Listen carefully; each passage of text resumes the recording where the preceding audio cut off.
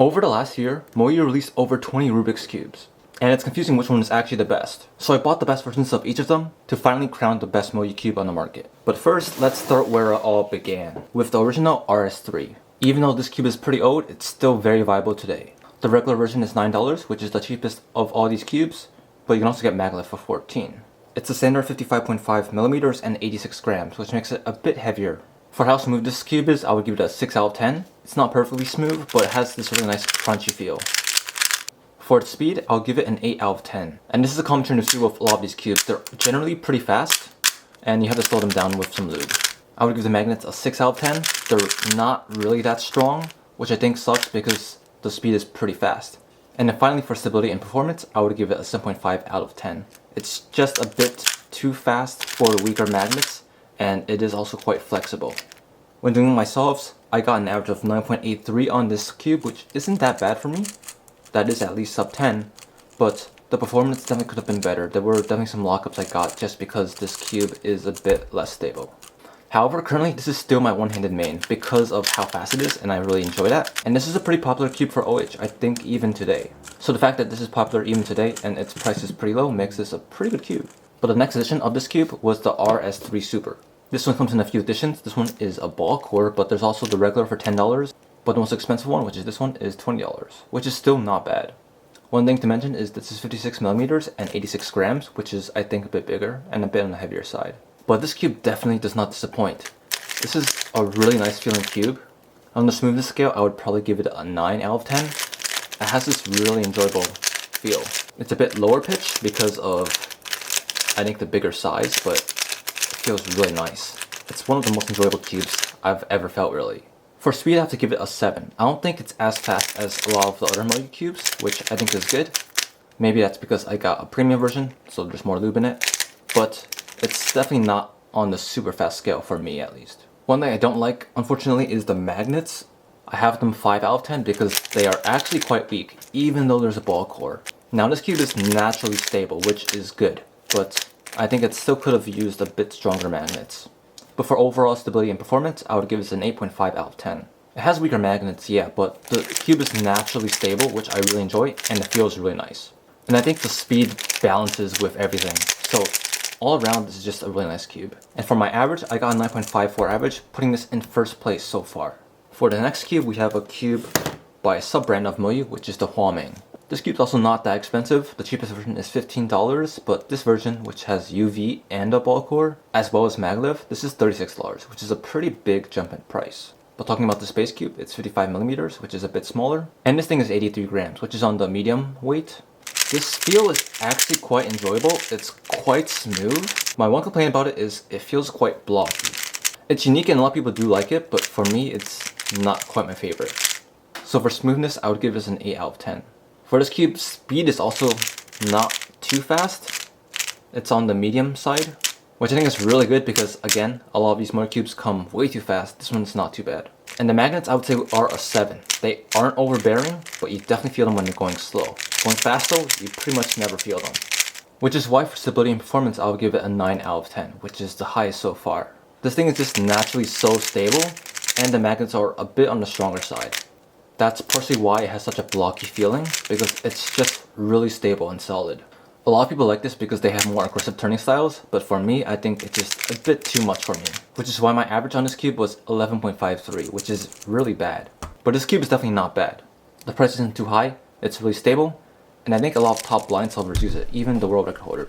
This was my main for a little bit, but when I got this new cube, the V9, things changed a little bit. The Weong V9 is a bit on the more expensive side. The cheapest version is $19, which is pretty good, but the most expensive I think is $44. And that's with the UV coating, the ball core magnets, the maglev, and there's also edge magnets that repel. This thing's also 55 millimeters, but even with all these magnets inside, it's on the lighter side, being at 77 grams. And you can definitely feel that lightness in its turning, which is quite enjoyable and also a bit crunchy. For smoothness, I would give it a 6 out of 10. It's not perfectly smooth. You can hear a bit of the crunch there, which I think some people like it, some people don't. I'm personally pretty okay with it, but it is quite a unique feel that none of the other Moyu cubes give. For speed, this is an 8.5 out of 10. It's really fast, and even though I slowed it down quite a bit, it's still pretty fast. But this fast speed is made up for by the magnets, which get a 10 out of 10. The magnets in this cube are just really strong. I'm going almost 4.5 degrees and watch it auto align. They're just really strong ball core magnets. Not only can you feel this when you're going slow, but even when you're going fast, you can feel the magnets there, which I think is a good thing because this cube's a bit fast, so we want that stability. The natural stability of this cube is a bit lower, which is why I give the stability and performance an 8.5 out of 10. It does flex quite a bit. I think the corners being a bit rounder makes this thing flex a bit more. But the fact that the magnets are so strong just compensates for that, which is just a good fit. Some cubes I mentioned had 2 fast speeds and 2 weak magnets, which I think is a bad pairing. Some were too stable and had 2 strong magnets. But this one I think is more balanced. It has faster turning, but it has the stronger magnets to compensate. The average I got on this cube was 8.76, which is pretty nice, sub 9, and puts this at first place. But next, let's take a look at the next cube that was released, which is the Super V2. This cube is pretty expensive though. The cheapest version is $27, but this version is $48 with the ball core UV and maglev. It's 55.5 millimeters and 80 grams, so pretty standard. And here's the turning. From my experience, the plastic feels a bit harder, which makes the cubes feel a bit less enjoyable. It's still smooth, but not like that soft feel. I think it's a bit more similar to the Huameng. So for smoothness, I have to give this a 6.5 out of 10, which is a bit lower.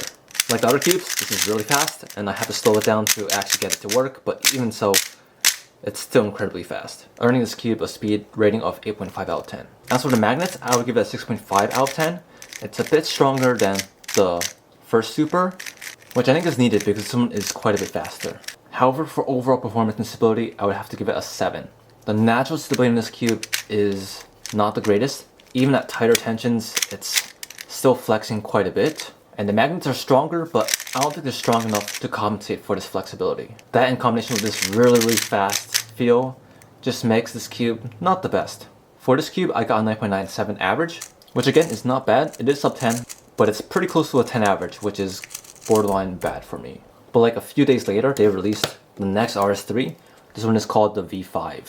And thankfully, the price on this one was much better. This one is $9 up to $25. And you get this thing. I don't know why, but you do. This thing is 55.5 millimeters and 75 grams, which is a bit on the lighter side. And you can definitely tell from the turning. It's very light and airy, but the turns themselves are actually really smooth. You can hear it, definitely. So for feel, I have to give this thing an 8.5 out of 10.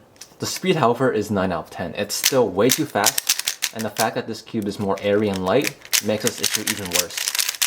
It's just really hard to turn accurately. To compensate, I think this needs stronger magnets, but the magnets are still a bit weak. I have it at 5.5 out of 10, even with the core magnets, so that's weaker than the previous Super V2. By making this cube faster and the magnets less strong, it's just a bad combination for me at least. I'm just overshooting way too much, and it's really uncontrollable. So for stability and performance, I have to give this thing a 7.5 out of 10.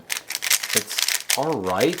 The natural stability I think is a bit better, but it still flexes a little bit and has the weaker magnets. Now the average on this cube is 9.67, which is still very solid. And I do get good times on this cube once in a while, but when I do mess up by quite a bit as well. Now this is a pretty popular cube for one-handed. A lot of people like this for one-handed, and it makes sense because it's fast first off, and the magnets are also a bit weaker, which is helpful. This is the first cube that released that I think almost everyone I know switched to for one-handed. So maybe there's something about this cube that I don't know about yet, but for me, someone that's mostly two-handed, I think it's too uncontrollable. But after the most inexpensive cube on this list, we have the most expensive cube on this list, the MoYu Super Weong. At first, no one knew the price of this thing, but now we know. The lowest price is $80 and the highest price is $100. I mean, you get this thing, but is this really worth $100? Let's find out. For the feel, I give it an 8 out of 10. It's actually really smooth and really enjoyable, and reminds me quite a bit of the Tornado V3, which is a very popular cube. Like the Tornado V3, it has the primary internals, and that really smooth gliding feel. Its speed is an 8. I don't think it's overly fast, but still, again, all these Moyu cubes are really fast. And to compensate, there has to be stronger magnets, which there is on this cube, which is an 8.5. That's on the strongest setting, which is out of the box, but you can actually adjust the magnets on this cube, which you can't on any of the other cubes, which is a really nice bonus. All of the settings are pretty much on the stronger side, so I think the range of the magnet strength would be like 7 or 6.5 to 8.5. Which gives you a good amount of options, but I think you should keep the strongest version because it's pretty fast and a bit unstable. The stability and performance, I would give an 8 out of 10. It's not the most unstable because of the stronger magnets keeping it in place, and it does auto-align pretty well. The corner cutting is fine. Just overall, I feel like I do pretty well on this cube. For my average in this cube, I did get a 9.82, which is not the greatest. Again, still sub 10, but it wasn't the best performing cubes on this list.